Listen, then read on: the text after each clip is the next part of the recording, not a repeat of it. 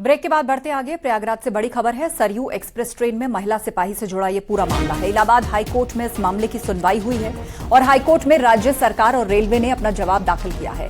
Court वर्तमान में चल रही जांच से संतुष्ट।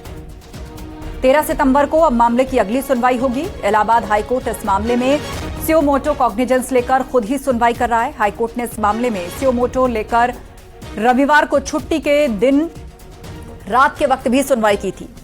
कोर्ट में शासकीय अधिवक्ता ए.के. सन ने भी जानकारी के साथ वो वहां मौजूद थे। चीफ जस्टिस प्रीतिंकार दिवाकर और जस्टिस आशुतोष श्रीवास्तव की डिवीजन बेंच में इस मामले की सुनवाई हुई। तो वर्तमान में चल रही जांच से फिलहाल कोर्ट ने संतुष्टि जताई है। ट्रेन में मिली महिला सिपाही की डेड बॉडी से जुड़ा ये पूरा मामला है। ट्रेन में महिला सिपाही से जुड़ा ये केस है। कोर्ट ने सुओ मोटो कॉग्निजेंस लेकर इस मामले में सुनवाई शुरू की है। ट्रेन में घायल महिला सिपाही मिली थी। प्रयागराज से ये बड़ी खबर, जहां कोर्ट ने फिलहाल चल रही जांच से संतुष्टि जताई है और अब इस मामले की जो अगली सुनवाई है वो 13 सितंबर को होगी। हाईकोर्ट में राज्य सरकार और रेलवे ने जवाब दाखिल किया है। कोर्ट वर्तमान में चल रही जांच से संतुष्ट है। इलाहाबाद हाईकोर्ट इस मामले में सुओ मोटो कॉग्निजेंस लेकर सुनवाई कर रहा है। इसे लेकर रविवार को छुट्टी के दिन भी रात के वक्त इस मामले पर कोर्ट ने सुनवाई की थी और कोर्ट में शासकीय अधिवक्ता ए.के. सन भी जानकारी के साथ मौजूद थे। सर्वेश दुबे हमारे साथ फोन लाइन पर जुड़ गए हैं। सर्वेश, क्या अपडेट इस मामले में?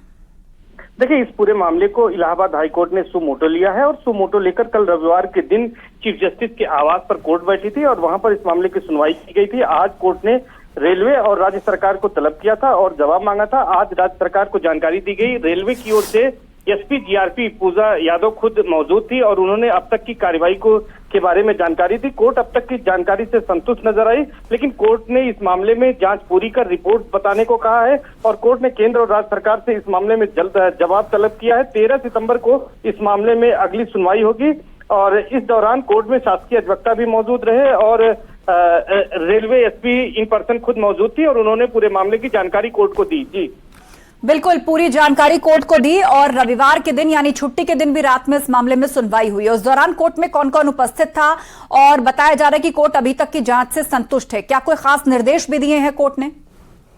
देखिए, कोर्ट ने इस मामले में निर्देश दिए हैं कि इस मामले में निष्पक्ष रूप से जांच की जाए और जो अपराधी हैं उनको जो है गिरफ्तार किया जाए। उसके लिए एसपी जीआरपी ने बताया है कि इसमें टीमें गठित की गई हैं और इसमें कार्रवाई की जा रही है।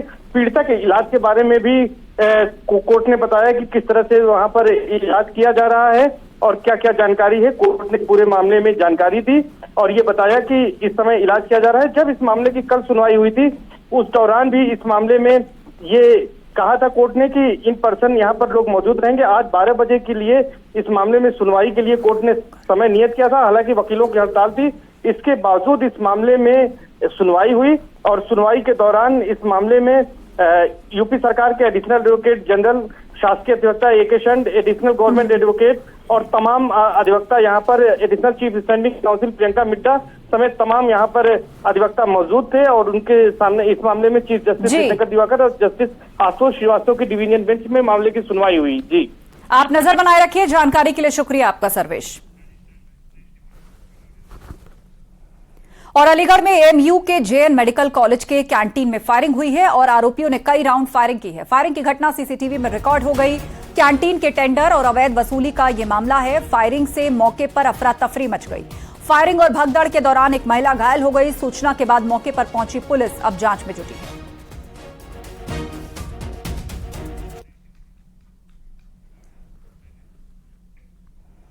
और गाजियाबाद के राजनगर स्थित गुलमोहर गार्डन सोसाइटी में लगातार आवारा कुत्तों के सोसाइटी निवासी बच्चों पर हमले के मामले सामने आ रहे हैं। कुत्ते के काटने से घटनाओं और कुत्तों के खौफ से तंग आकर आज समिति परिसर में बच्चों ने प्रदर्शन किया है। मासूम बच्चों ने सोसाइटी में पैदल मार्च कर कुत्तों के आतंक से निजात दिलाने की मांग की है। इस दौरान मासूम बच्चे हाथ में तख्तियां लेकर प्रदर्शन करते नजर आए।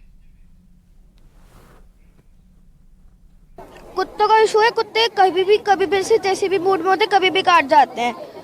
मुझे एक बार काट चुका है, इसलिए मुझे पता है।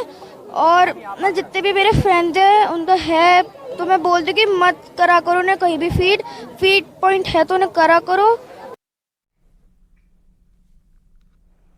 फतेहपुर में रोडवेज बस बेकाबू होकर पलट गई। इस हादसे में 6 महिलाओं समेत 17 यात्री घायल हो गए। इनमें 6 की हालत गंभीर है। पुलिस ने सभी घायलों को इलाज के लिए जिला अस्पताल भर्ती करवाया है और बताया यह जा रहा है कि सामने से आ रही एम्बुलेंस को बचाने के चक्कर में यह हादसा हुआ। रोडवेज बस फतेहपुर से 33 सवारियां लेकर बांदा जा रही थी, तभी थाना राधानगर के पास यह हादसा हुआ।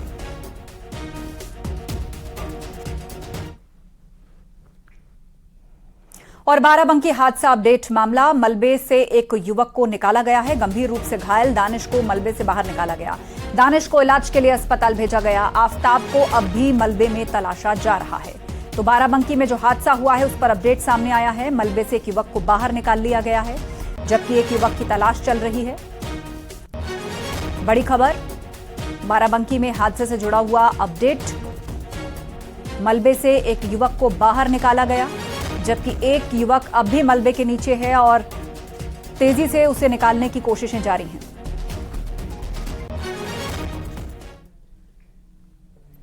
और रुकेंगे एक ब्रेक के लिए, जल्द होंगे हाजिर, कहीं मत जाइएगा। आप देख रहे हैं न्यूज़ 18